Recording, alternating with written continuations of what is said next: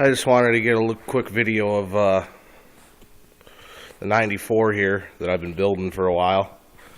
And the build has been postponed until the spring, just because of the fact that the truck is just way too clean to drive in the winter on the salted roads and everything. So I got that little crappy S10 that you guys seen in other videos to drive for the winter, and we decided to leave this thing sit for the winter in the shop here. Update on the motor here. The small block 350, she is ready to run. Fuel line is hooked up. I got the throttle linkage fixed and everything, kick down cable and all that. Finally, I did run into an issue though when I was getting ready to fire it up and take it for a test run. The master cylinder is leaking out the front right here when you put the lid on, so I don't know if I don't see a crack in the lid here, so I don't know if maybe this rubber seal is no good or what, but we'll get that figured out when the springtime rolls around. I also realized that on top of the truck here, somebody had some marker lights, so there was holes drilled in the roof, so I just siliconed them up real quick. And then instead of drilling holes in the roof for this light here with the spotlights on it and everything, I'm actually going to take these off-road lights off and drill holes in these and mount them on the outside here facing forward. And then this I'm going to weld or bolt some plates to the top of this here, bring them out, and bolt this thing down onto the plates out here so I don't have to drill holes in my roof. She got the gauges up on the pillar here. She's a pretty plain Jane truck. I know it's hard to see in here right now because it's dark in the shop, but I got as many lights on as possible. Got to have the Browning sticker. But if you can see from looking at this video here, this truck is just so clean. There's not a speck of rust anywhere on this body.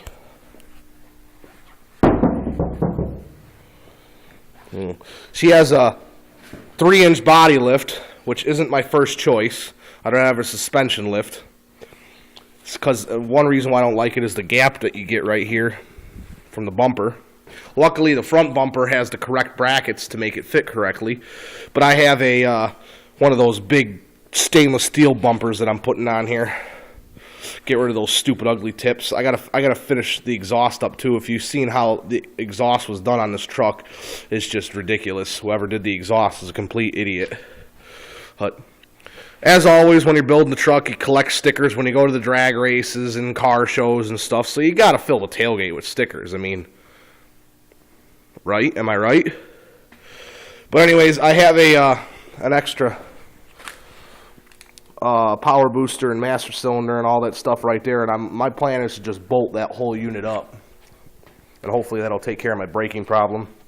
And then I had a leaky brake line running to the back brakes, so I got myself a good length of brake line and a coupler fitting to splice it in, take care of the rear brake problem.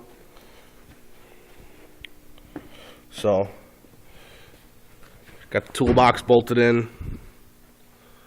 Got to have the CB whips. And no, my CB whips are not fake. I don't just throw whips on there to look cool. I will actually have a CB hanging from the ceiling. And it will be hooked up and it will be operational. And it ain't no Joe Schmo CB. I don't run them crappy little Walmart junk CBs. My CBs are cranking ass motherfuckers.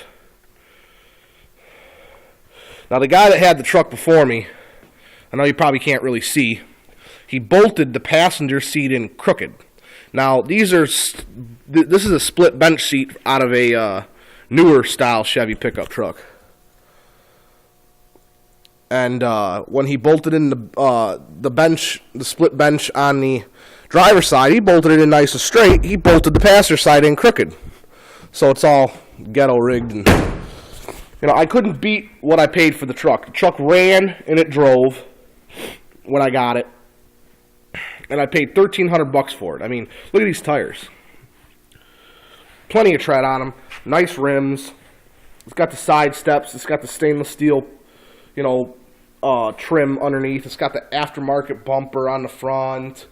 It was already converted to carburetor, which I hate them stupid fuel injection setups. I don't like them. If you guys like them, I'm sorry, but I think they're garbage. They're prone to lighting on fire, and I'm not dealing with that crap. It originally had a 2-barrel with a cast iron intake on it. It's got a Wien Stealth aluminum dual plane intake on it now, and a Holley 600 CFM 4-barrel that was rebuilt. I got the spacer in between the carburetor and the manifold.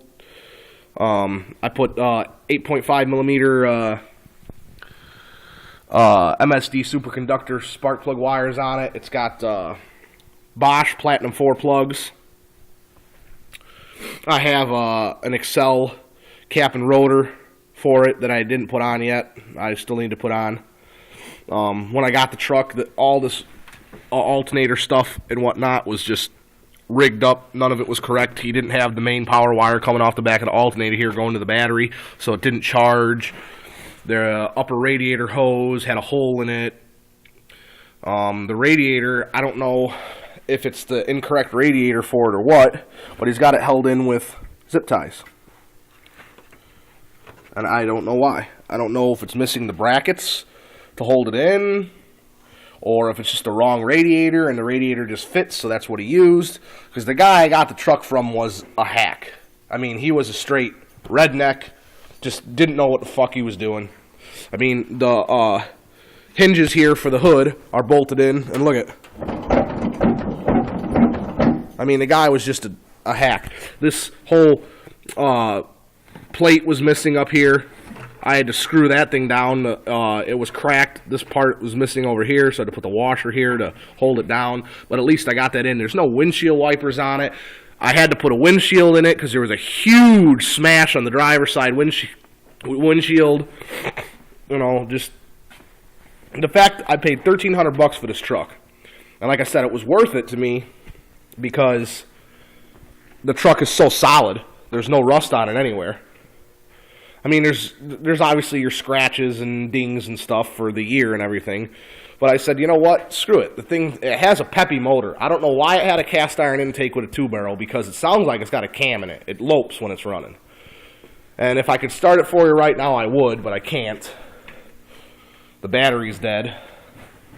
So, I mean, it's wiring issue over here. Chevy, come here, buddy. Get out of there. So... something I wanted to show you guys too is, you ever have that problem where you go into your toolboxes late at night and you can't see nothing in them? You got to get a flashlight out, if you have a flashlight, and you're digging through your toolbox trying to find the thing that you need. So what I did is one of the bolts fell out of it.